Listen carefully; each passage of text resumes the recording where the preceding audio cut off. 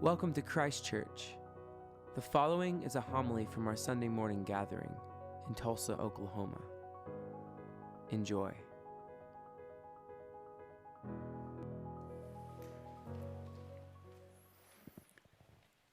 Jesus provides a new commandment to his disciples at the Last Supper. He said, "I give to you that you love another, even as I have loved you, that you also love another." The Last Supper with Jesus and his disciples instituted the Lord's Supper, as we call Holy Communion or Holy Eucharist. Jesus also washed the disciples' feet as an example of acts of humility and service, thereby setting an example that we should love and serve one another in humility. When we were in Israel, we visited the upper room where the Last Supper occurred at the church at Mount Zion. We shared Eucharist there, just as Jesus did with the disciples. As we go through this year's Holy Week, I think back to all of the places that we visited in February, and as we will again share during this week during special services.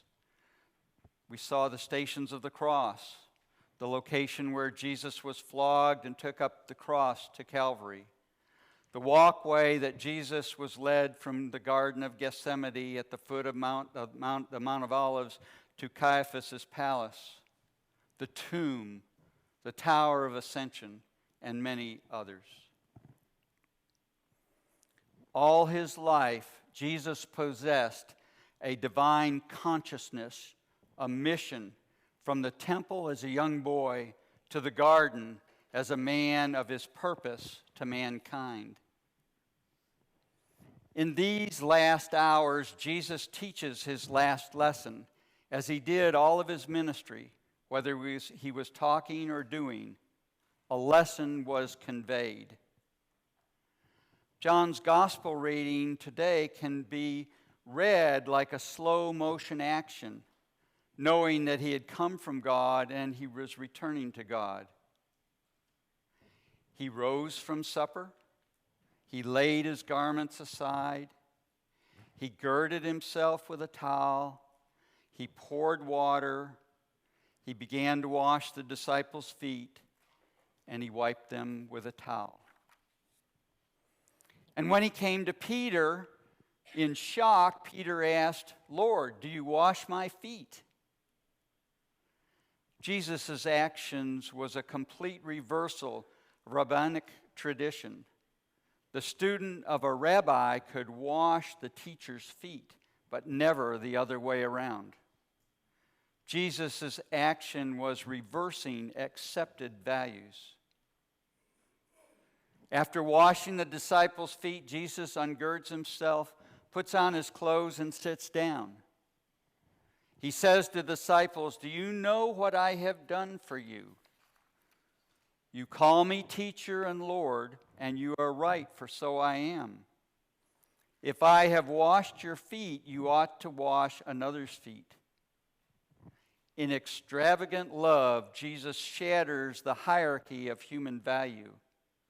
He has given all of us an example. Emulate me. The love Jesus shows tonight is love in the very face of the devil. John writes that the devil had already put it into the heart of Judas, son of Simon Iscariot, to betray him. That betrayal would soon lead Jesus to death on the cross.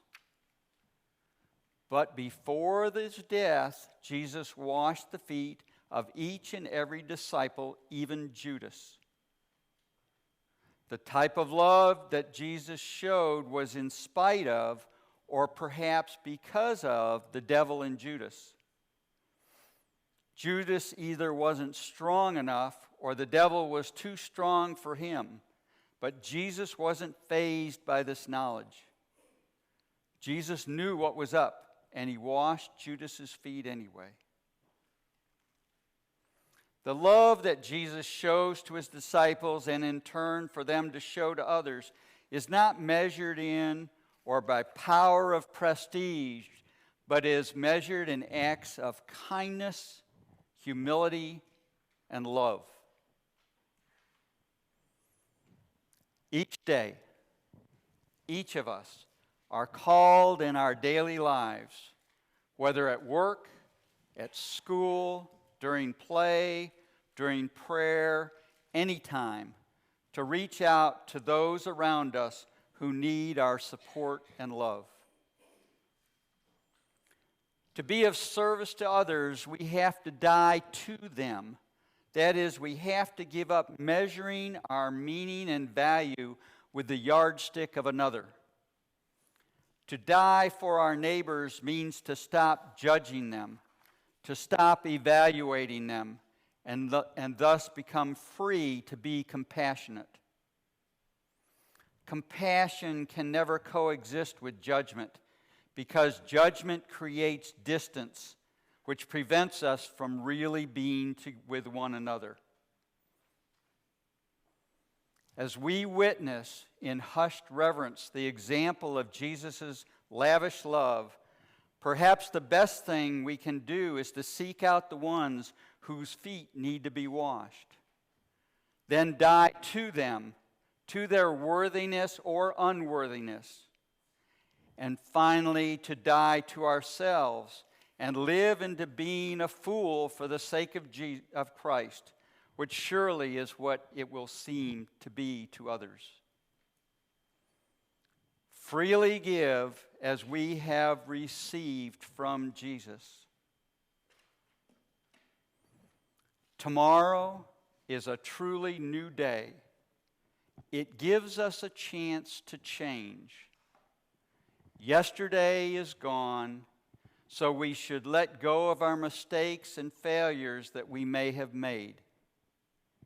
Today is an opportunity to change how we do things, how we love, how we give, and how we can become.